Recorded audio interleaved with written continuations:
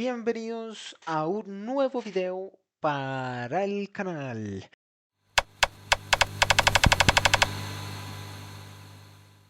Muchachos, el día de hoy vamos a reaccionar al video de la mejor y peor caricatura de cada país en Latinoamérica por Rubio B. Derechos en la descripción, que entre video. ¿Alguna vez te has puesto a pensar cuál es la mejor y la peor producción animada que ha salido de tu país? Porque mucho reírnos de los jóvenes titanes en acción, pero ¿y si en tu propio país hicieron algo tan malo que hacen que ahora ellos parezcan una obra de arte? Eso sí, hay que dejar claro que aquí vamos a hablar únicamente de animación, o sea, series y películas producidas o incluso coproducidas dentro de cada país. Y para que esto no se quede solo en mi opinión, traje unos cuantos invitados para que me ayudaran a elegir lo mejor y lo peor que han dado sus países en la animación. Así que ahora sí, vamos directo al top. En Argentina, sin duda tendríamos Las Aventuras de Hijitus, considerada por muchos como la serie animada más exitosa de la historia del país, al ser la primera de estas que se logró producir para el mercado televisivo, volviéndose tan transgeneracional que muchos padres se la pasaron a sus hijos, compartiéndose casi tanto como el mate. ¡Qué rico está este mate! Pero mucho antes de llegar a la tele, Hijitus nació primero en papel, siendo su creador Manuel García Ferré, un dibujante español más tarde nacionalizado argentino que, sin saberlo, terminó marcando a generaciones enteras del país. Sombrero, sombreritus, conviérteme en Super Hijitus. Todo comenzó en 1955, cuando Hijitus apareció por primera vez en la historieta Pío Pío dentro de la revista Villiquen. El personaje gustó tanto que García Ferré decidió darle aún más vida y fue así como en 1967 debutó en la televisión, nada más y nada menos que por Canal 13. Siendo esa la historia de cómo se convirtió en la primera serie animada infantil de la historia de la televisión argentina, un hito histórico. Si bien al principio no era una serie como tal, sino cortos diarios de un minuto que se repetían varias veces durante el día, funcionaron tan pero tan bien que empezaron a recopilarse en episodios más largos de entre 5 a 25 minutos. La serie original se transmitió hasta 1972, pero el cariño del público fue tan grande que incluso en los 90 volvió a tener nuevos episodios, muchísimos reestrenos. La historia transcurría en la ciudad de Trulalá, donde un niño pobre, Hijitus, vivía en un tubo, aunque con la ventaja de tener un sombrero mágico que le permitía transformarse en Super Hijitus, obteniendo fantásticos superpoderes con los que se enfrentaba al mal, ese mal casi siempre siendo un villano obsesionado con robarle el sombrero para conquistar Trulalá. Hijitus sin duda puede llevarse el título a ser la mejor serie argentina, o al menos de las más importantes, aunque si hablamos de películas no puedo dejar afuera la icónica Metegol, un hito para la animación argentina por la superproducción que fue y el reconocimiento internacional que consiguió. Metegol mítica. El que no se haya visto Metegol, por favor, búsquenla. Metegol es... O sea, esa película trascendió barreras de todo. Metegol, producción sazota. Si bien probablemente no sea la mejor en lo absoluto, es súper querida y con su historia del falso Messi contra el falso Cristiano Ronaldo, sin dudas logró conseguir un lugar como parte del legado animado del país. Pero volviendo a la televisión, podríamos mencionar todos los cortos animados de la reconocible Mafalda o la locura de Alejo y Valentina. Todo mal, loco, Vos, negro, me vendiste ¿Qué te cualquiera. pasa con mi amigo, loco? ¿Te haces el malo, Gil? Recatate, boludo de mierda, Una serie animada en Flash que nació en internet y que con su estilo mega random y humor absurdo la repegó y se volvió tan viral al punto de que MTV terminó comprando los derechos y llevándola a la televisión en el 2004, donde tuvo varias temporadas y alcanzó un estatus de culto teniendo un humor un poco más adulto que otras series animadas reconocibles de la Argentina como El Payaso Plin Plin, Mini Beat Rocket Powers, que eran series muchísimo más inocentes, pero curiosamente fueron estas de las primeras en llegar a señales internacionales con Disney y Discovery Kids, lo cual ya es todo un logro. Pero pasemos a lo más divertido, pasemos a las peores, porque afortunadamente o desafortunadamente hay varios candidatos, empezando como no con Gaturro, la película. Uy, no sé. Uy, no me digan eso, muchachos, no me digan eso, porque yo recuerdo haber visto Gaturro y para mí Gaturro era infancia. No me digan eso, yo me acuerdo de la película de Gaturro. No sé si tengo los recuerdos demasiado distorsionados o cómo era la cosa, pero para mí Gaturro era un muy querido personaje. No sé si fue que envejeció mal y yo no lo recuerdo. la cual la mayoría de sus críticas no son tanto por la película en sí, sino por su creador, que es bastante odiado en el país.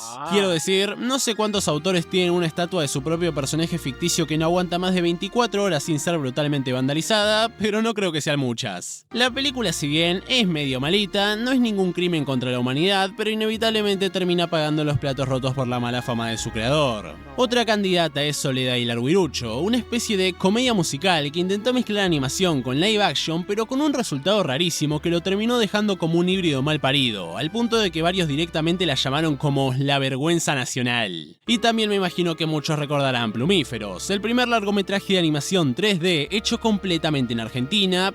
Sí. Muchachos. Yo esta película yo le tenía CD. Yo tenía CD de esta película, yo la tenía en un CD. Tanto que me acuerdo, el CD era de color azul y le habíamos puesto pájaros. Era un CD de color azul y le habíamos puesto pájaros. Y yo me acuerdo que me daba alegría verla. O sea, me gustaba la película. Porque era un romance entre estos dos pajaritos, entre el amarillo y el azul. Y era un romance. Y era re exótica porque les tocaba ir a buscar, creo que era como una poción o algo así. O estaban cuidando algo y se lo robaban. Pero me acuerdo de haber tenido esta película. Pero que lamentablemente no salió del todo bien. Digamos que fue como ver Pixar, pero si Pixar fuera una productora fantasma, porque ni siquiera Wikipedia tiene el estudio que hizo esto. De hecho, hay un rumor de que supuestamente fue un narco quien puso plata para esta película y así lavar guita. Returbio. Si hablamos de Chile, el rey absoluto es 31 minutos. Yo sé que no es animación, pero tengo muchas ganas de hablar de 31 minutos. Más adelante mencionaré obras y producciones animadas. 31 minutos se estrenó en 2003 y desde el primer capítulo rompió todos los esquemas, porque es que era un noticiero parodia conducido por títeres, con humor absurdo y sátira política. Fue creado por Álvaro Díaz y Pedro Peirano, dos periodistas y guionistas que venían del mundo del humor adulto y que decidieron aplicar su estilo a un show para niños. De hecho, el nombre del mismo es una broma al noticiero 60 minutos, el cual pues sí es un noticiero real. El concepto de 31 minutos pegó tan fuerte que en muy poco tiempo dejó de ser solo un programa para niños, ya que adolescentes y adultos se engancharon con los dobles sentidos y el estilo de humor tan único que tenía. De hecho, Nickelodeon Latinoamérica compró y emitió 31 minutos para todo el continente, lo que hizo que su popularidad se disparara. Fue tan grande 31 minutos que en 2008 llegó al cine con una película y más adelante tuvo una cuarta temporada que fue emitida por Cartoon Network, y no es poca cosa. Estamos hablando de que 31 minutos compartió canal con Hora de Aventura, Gumball y todos los gigantes de Cartoon Network, y no es para menos. Entre Tulio, que era el conductor egocéntrico e ignorante, Juan Carlos Bodoque, el conejito rojito periodista, Alias, el mejor personaje de toda la serie, Bodoque, el mejor personaje. y Juanín Juan Harry, el productor, era imposible que no fuera un hit. ¿Quién no recuerda las canciones todas random que había o los reportajes de Bodoque? Para mí, sin duda alguna, es la mejor producción chilena, pero obviamente hay otros candidatos, como Condorito, y la verdad es que este personaje no necesita mucha presentación. Es uno de los más icónicos y grandes del humor gráfico en Latinoamérica. Sus tiras se publicaron durante décadas en diarios y revistas, expandiéndose por toda Latinoamérica. Con semejante legado, era cuestión de tiempo para que alguien intentara llevarlo a otro medio, y así fue. Después de varios intentos fallidos, como el de una serie animada en 2003, en 2017 llegó Condorito, la película. La idea de esta película era actualizar el personaje y llevarlo a una audiencia más global, pero lo que consiguió fue bastante decepcionante. Igualmente, no crean que son las únicas animaciones chilenas. Hay demasiadas buenas, como Diego y Glot, que mostraban la vida de una familia de clase media en Santiago. La gente la apodó como los Simpson chilenos por su humor familiar y muy urbano, y aunque no tuvo el mismo impacto masivo que 31 minutos, sí logró ganarse un espacio en la memoria de muchos, con 2 temporadas en Canal 13 y hasta presencia en Nickelodeon. También estuvo Los Pulentos, una serie en 3D sobre un grupo de chicos raperos de un barrio. Fue muy corta, pero gracias a su estilo hip hop fue que fue un verdadero éxito, tanto que hasta su soundtrack se volvió exitoso. Pero si hablamos de puramente serie animada, probablemente Diego Iglot se llevaría el puesto. También quiero hacer una mención honorífica a Historia de un oso, que si bien no es una serie, ganó el Oscar a mejor cortometraje animado en 2016. Ahora, pasando a la peor producción, depende a quién le preguntes, puede que ponga a Condorito, ya que su película terminó dejando atrás gran parte de la esencia de la historieta, el humor picarón fue reemplazado por chistes infantiles, la animación 3D se sentía genérica y el guión estaba plagado de clichés que parecían sacados de cualquier otra película animada. Aunque en taquilla no le fue tan mal, no se sintió como las historietas clásicas. Los Pulentos en su momento también fueron muy criticados por su animación tan limitada, pero pues por la época yo creo que se lo podemos pasar. Pero si hablamos de fiascos, Papelucho y el Marciano se quedan con el puesto. Esta película estaba basada en los libros infantiles de Marcela Paz, muy queridos en Chile, pero la adaptación animada fue un verdadero desastre. La historia intentaba hacer una aventura donde Papelucho conoce a un extraterrestre, pero la animación era tan pobre y acartonada que simplemente no funcionó. Los personajes no transmitían nada, los fondos se veían vacíos y el humor no funcionaba ni para los niños. De hecho, muchas críticas la catalogaron como aburrida y vergonzosa, ya que siendo un personaje tan icónico de la literatura chilena, la verdad es que sí fue un desastre.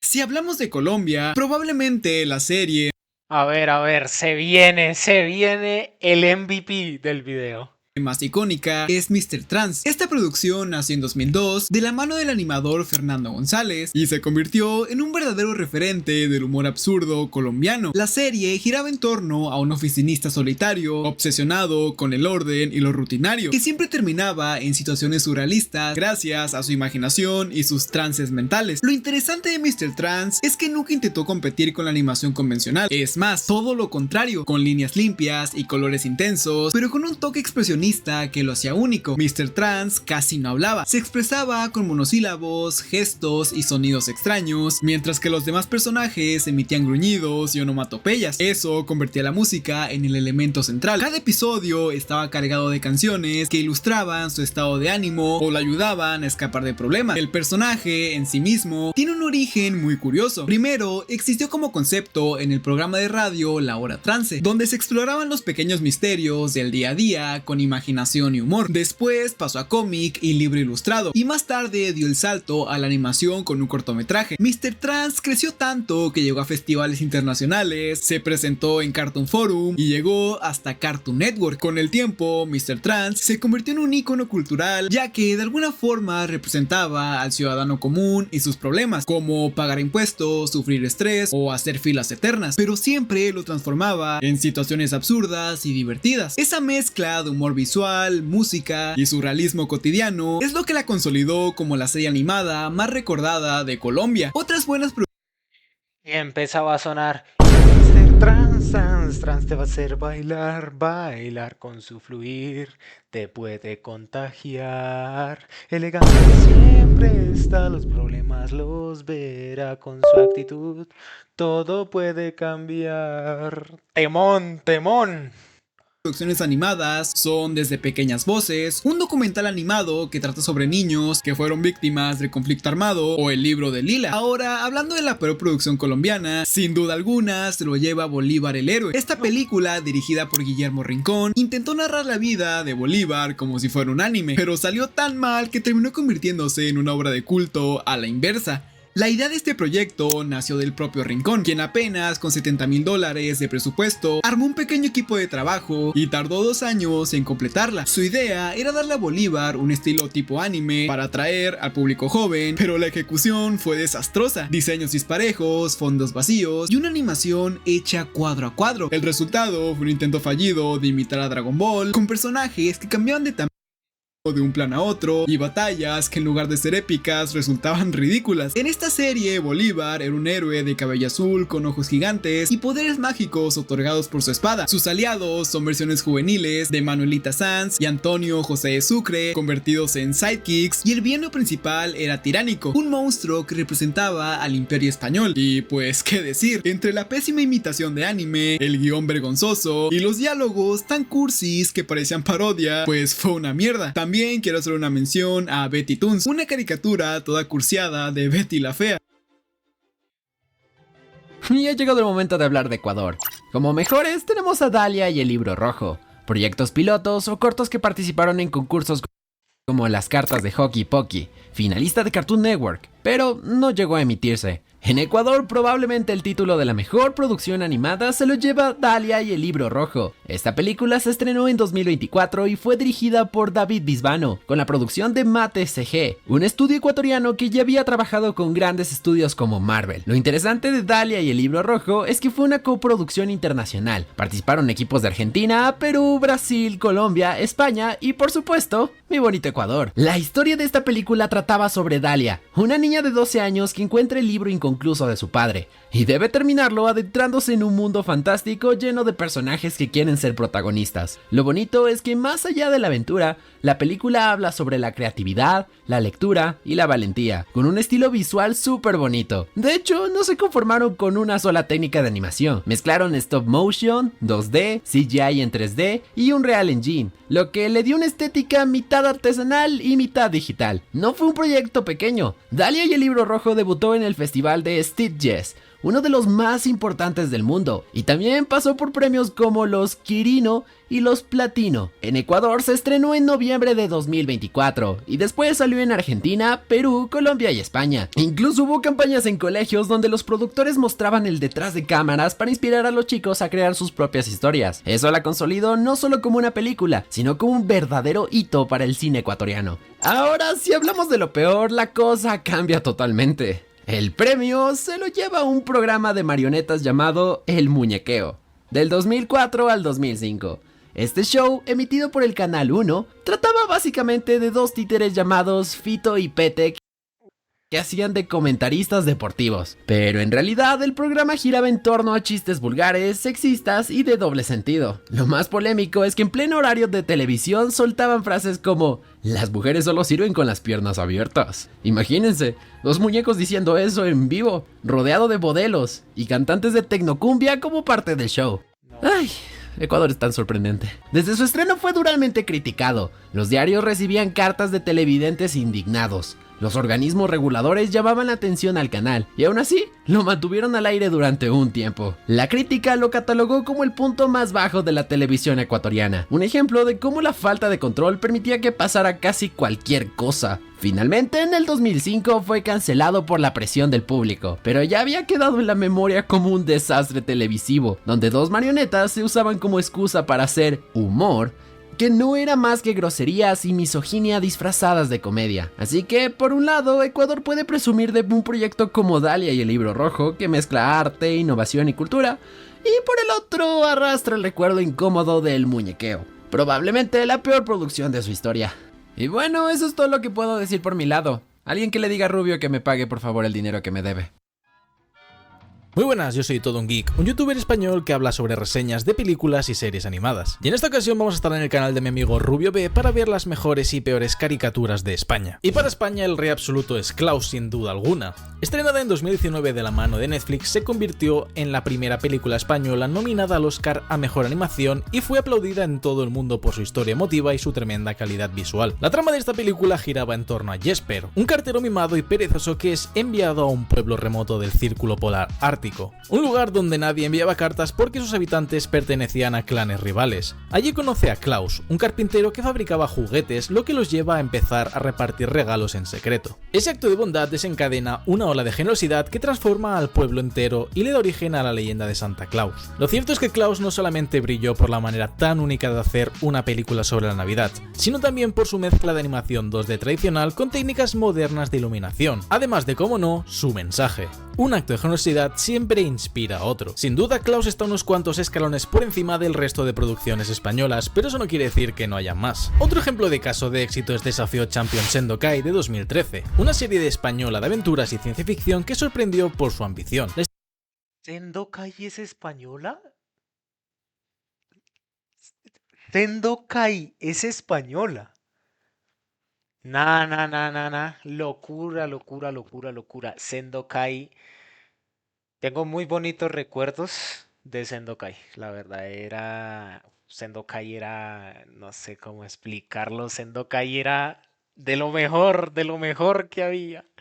Este nos presentaba un grupo de 4 chicos aparentemente normales que terminaban envueltos en un torneo interdimensional llamado Sendokai. En este tenían que entrenar y luchar contra guerreros de otros mundos para salvar la Tierra de la invasión de los Malakai. Lo interesante era cómo la serie mezclaba acción con valores como la amistad, el trabajo en equipo y la superación personal, algo que la volvió bastante atractiva para los más jóvenes. Visualmente esta serie se apoyaba en animación 3D y aunque en su momento no era lo más pulido del mundo, sí consiguió destacar por su estilo dinámico y su propuesta tan distinta a lo que solíamos ver en España.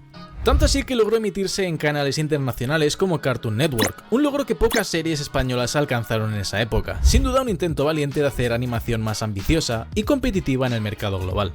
Y pasando a caricaturas más infantiles, un gran exponente es Pocoyo, una serie infantil en 3D creada en 2005 que conquistó al mundo entero con su estilo minimalista y su protagonista tan carismático. Su narrador interactuando con los personajes, los fondos limpios y las historias sencillas la volvieron un éxito internacional, transmitida a más de 100 países y ganadora de un premio BAFTA. Y es que Pocoyo era de esas series que parecen simples, pero que están hechas con una inteligencia enorme detrás, para atrapar a los más pequeños. Tampoco podemos dejar fuera a Jelly Jam de 2011, una serie española británica creada por uno de los co-creadores de Pocoyo. Aquí la cosa ya se vuelve más colorida, ya que esta nos presenta a un grupo de amigos viviendo aventuras en un planeta musical. Esta serie tiene un estilo muy particular y mensajes positivos sobre la convivencia y la creatividad. Y pese a que no alcanzó la fama de Pocoyo, sí consiguió llegar a canales a escala global y demostrar que España podría crear bastantes series buenas infantiles. Pero no todo es bueno. Si pasamos al lado oscuro de la animación española, tenemos que hablar de La gallina turuleca. Esta película estrenada en 2019 sobre el papel pintaba bien, rescatar al famoso personaje de la canción infantil de los payasos de la tele y convertirla en una aventura animada para niños. Pero lamentablemente la realidad fue otra. Para empezar, la historia de esta película iba sobre Turuleca, una gallina que no podía poner huevos y por ese motivo sufría la burla del resto del gallinero. Sin embargo, todo cambia cuando Isabel, una antigua profesora de música, descubre que Turuleca era capaz de entender a los humanos, hablar e incluso cantar. Este hecho la convierte en la estrella de un circo, pero el villano de la película Armando Tramas quiere hacerse con el circo y Turuleca tiene que luchar por él. Y bueno, ¿por dónde iniciamos? La animación resultó ser muy pobre, con texturas que parecían sacadas de un videojuego barato y además con movimientos súper rígidos. Además, el guión era excesivamente simplón, tanto que muchos las consideraban aburrida, y es que recordemos que la película estaba hecha a partir de una canción. Era de esperar que no tuviera el mejor guión del mundo. Incluso la voz del protagonista llegaba a ser bastante molesta. En taquilla la película pasó sin pena ni gloria, y aunque algunos pueden argumentar que ganó el Goya a Mejor Película Animada en 2021, teniendo en cuenta que era la única candidata en la categoría, pues no sé si el primero realmente signifique algo. Y sí que es cierto que hay muchas más producciones españolas que son malas, como por ejemplo El espíritu del bosque o El sueño del bosque de San Juan, pero ninguna tiene una trama y una historia tan mala como la película de la gallina que habla y canta. Tienes razón. En México, la producción animada que más brilló en los últimos años fue Villanos, una serie que empezó como una... Esta batalla hizo historia. Miles de jugadores volando en sus naves, cada uno con su propia historia. Una colección de cortos en el año 2017 y que poco después se transformó en una serie completa, consolidándose como la producción animada mexicana más reconocida a nivel internacional. Para que entiendan un poco, la serie iba de Black Hat, un elegante y aterrador demonio que dirigía una organización dedicada a ayudar a otros villanos a ser más malvados y efectivos en sus planes. Tenía compañeros como el Dr. Flug, un científico que nunca se quita su bolsa de papel de la cara, y Demencia, una chica obsesionada con él muy peligrosa. También está 505, un experimento fallido porque resultó siendo muy tierno y bonachón para servir para la maldad. Cada capítulo resultó mezclado con humor y sátira a los chistes de superhéroes refiriendo a la cultura pop. Otra de las razones por las que los villanos brillan tanto fue por su trama fresca y original, alejada de la típica serie infantil, ya que en vez de tener héroes como protagonistas, la serie era sobre villanos, además de que supongo mantener un tono oscuro sin perder en el humor, lo que la volvió atractiva tanto para niños como adultos. Otro punto clave fueron sus crossovers, porque no eran crossovers como cualquiera. Literalmente había episodios donde Black Hat le partía su madre a personajes que en teoría eran superpoderosos como Antipapaleta, lo que solo hizo que el público lo amase más. Gracias a todo eso, Villanos se convirtió en un verdadero orgullo nacional, ya que fue la primera serie mexicana en dar asalto a Cartoon Network y HBO Max. Recibió excelentes críticas por su originalidad y demostrando que Latinoamérica también podía hacerse animación de clase mundial. Otra producción mexicana top fueron Los sustos ocultos de Frankelda, una serie stop motion de Cinema Fantasma que se estrenó en el año 2021 y que desde el primer capítulo dejó en claro que la animación mexicana podía estar a la altura de cualquier producción internacional. No solo porque cada episodio parecía una mini película, sino porque supo rescatar el espíritu de las historias de terror clásicas para niños, pero con un estilo totalmente mexicano. Para que tengan un poquito de contexto, esta serie trata sobre un misteriosa escritora fantasma que con ayuda de su libro encantado cuenta historias aterradoras donde los niños y niñas tienen encuentros con monstruos, los cuales las hacían enfrentar a sus miedos más profundos. Cada historia, además de presentarnos algún miedo, nos muestra qué sucedería si nos dejáramos llevar por ellos y no defendernos de lo que queremos y pensamos. Los sustos ocultos de Frankelda fueron relativamente cortos, ya que solo tuvo 5 episodios, pero bastó con eso para hacer un gran homenaje a la Ciudad de México, ya que la mayoría de sus episodios transcurrían en la misma. En lugares como Xochimilco, esta serie fue muy bien recibida por la crítica, siendo calificada como excepcional y no es para menos. Frankelda demostró que en Latinoamérica también se podrían hacer stop motions de clase mundial, pero en realidad estas dos no son las únicas producciones animadas buenas en México. A mediados de los 2000 apareció una película de Huevos, creada por los hermanos Rivera Palacios y Huevo Cartoon, que con su humor tan mexicano y personajes carismáticos y una animación muy sólida para la época fue completo éxito para la taquilla. Con más de 140 millones de pesos recaudados fue un total éxito. Y ya que estamos hablando de clásicos, es imposible no mencionar El Chavo Animado, una serie que tomó el personaje más icónico de la televisión mexicana y lo llevó a la animación 2D. Y aunque al inicio hubo algo de polémica, terminó durando casi 10 años al aire, y siendo uno de los programas animados con más importancia en el país. Que para toda una generación de niños, el Chavo que conocimos no fue a Roberto Gómez Bolaños, sino su versión animada. Pero ya siendo objetivos, esta serie no tenía una gran animación. Lo que la sostenía la mayoría del tiempo era el carisma de sus personajes. Ahora, si volteamos a ver el otro lado de la moneda, encontraremos producciones no tan buenas. La principal candidata a llevar el título de peor producción animada es sin duda Mexicanos vs Marcianos. No. Porque para empezar, la premisa es un completo meme. Una familia mexicana que es elegida por la NASA para dirigirse a Marte con el fin de evitar un ejército de marcianos que conquistarán la Tierra. Obviamente, para empezar, el gobierno aquí se robaría el dinero del programa espacial. El problema no es solo lo absurdo de la idea, sino que también cómo fue ejecutada.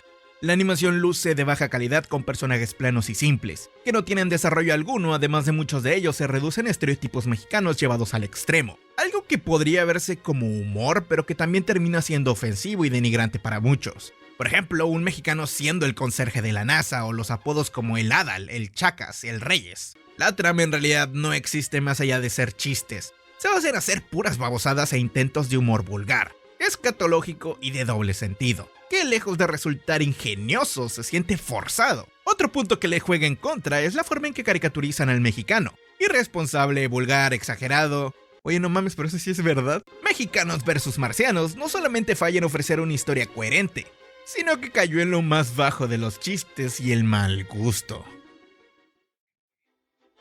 Para Perú, el rey absoluto sería Pucunapa, y digo sería porque aún no ha salido, pero con lo poco que vimos ya promete bastante. Apucunapa significa el regreso de los dioses, y es una serie animada inspirada en la mitología andina, que para los que no sepan, básicamente es todo el universo de leyendas y creencias de los incas, sus dioses, sus espíritus y hasta sus monstruos. El proyecto lo trabaja el estudio Ninakami, fundado en 2021 en Lima por Sol Ferrari y Omar Vallejos. De hecho, Omar vivió varios años en Japón y trabajó en la animación allá. Por eso no sorprende que la serie tenga ese estilo anime tan marcado. Entre los personajes aparecen dioses como Inti o Pachamama, criaturas como la Jarjacha o el Torito de Pucara, además de la protagonista, quien es Sisa, una chica que conecta a los antiguos Apus con el mundo moderno. El tráiler salió apenas el 8 de mayo de este año y con solo 4 minutos mostró esta idea de las leyendas del pasado regresando a la actualidad. Todavía no hay fecha de estreno, pero los creadores ya confirmaron que planean sacar la serie completa. Y pues qué decirles, sé que es muy temprano como para afirmar que es la mejor producción animada de Perú, pero ya solo con lo mostrado compite y demasiado. Otra que podría competir por el puesto de la mejor producción animada es Aimbo, el espíritu del Amazonas, una coproducción entre Perú, Países Bajos y Estados Unidos. Aimbo es una película que trata sobre la pequeña Aimbo, una chica que vive en lo más profundo de la selva amazónica y que tras perder a su madre y pelearse con los adultos de su aldea, esta joven arquera se va de viaje a propósito de salvar a su pueblo de la destrucción, y en ese viaje la acompañan sus dos guías espirituales, un armadillo y un tapir. Ahora, pasando a la peor producción, aquí no hay muchas dudas. Piratas en el Callao fue la primera película peruana animada en 3D y sobre el papel pintaba muy interesante. Un niño que viajaba en el tiempo para enfrentarse a piratas que atacaban el Callao en el siglo XVII, o sea, una mezcla de aventura con historia nacional. El problema es que la ejecución fue un total desastre. La animación 3D se veía tosca, los movimientos eran súper rígidos y los personajes parecían muñecos acartonados. Encima, el guión tampoco ayudaba. Era como si simplemente hubieran usado pedacitos del libro original sin adaptarlos para nada al cine. A pesar de toda la campaña publicitaria y de que se vendió como un logro nacional, la crítica y el público le dieron la espalda casi de inmediato. Hoy en día se recuerda más como algo para cagarse de risa que como un verdadero aporte. Pero claro, no fue la única película peruana dudosa. También está Los Ilusionistas. Los Ilusionistas es de esas películas que te hacen preguntarte ¿quién vergas aprobó esto? La animación se siente súper gomosa, torpe, los personajes son insoportables, que parece que están diseñados solo para caer mal, y lo más triste es que el video original pintaba bien, una aventura inspirada en los libros de Julio Verne, pero lo que terminó en pantalla fue un total desastre, lleno de agujeros en la trama, diálogos que no tienen ni pies ni cabeza, y una estructura que parecía hecha a las prisas, algo que para los miles de fans de Verne se sintió como una falta de respeto. Así que si de verdad amas a Verne, ni siquiera se te ocurra acercarte a esta película. Ahora, si quieres reírte un rato de lo terriblemente absurda que es, pues adelante. Muchas gracias a ustedes por ver este video y a la gente que apareció en él. Sus canales